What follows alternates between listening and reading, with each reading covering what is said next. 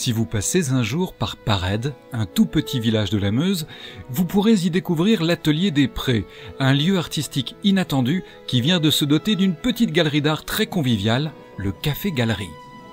Ce jour-là, le 22 janvier 2010, c'était jour de vernissage. C'est la deuxième exposition du Café Galerie. Donc la première, c'était en automne. On avait ouvert le jardin et c'était Juliette qui était là, Juliette qui est d'ailleurs ici. Et puis là, c'est le Café Galerie d'hiver et c'est Cécile Lecky qu'on accueille.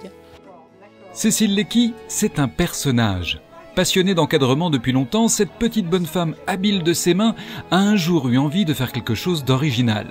J'ai eu l'idée d'encadrer un bouton dans un petit cadre avec une certaine mise en scène. J'ai commencé à en faire un que je trouvais très beau et j'en ai fait un deuxième, un troisième, etc.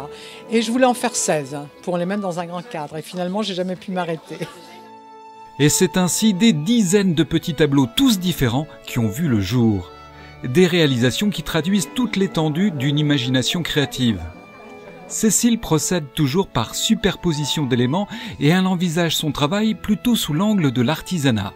Au départ, j'ai le bouton et j'essaie de voir si j'ai des papiers qui pourraient aller avec, quelle forme je vais mettre autour. Ou bien, quelquefois, je trouve la baguette qui est vraiment du même coloris que le bouton.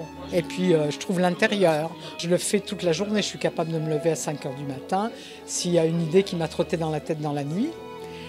Mais par contre, je ne fais jamais un cadre seul, j'en fais plusieurs à la fois.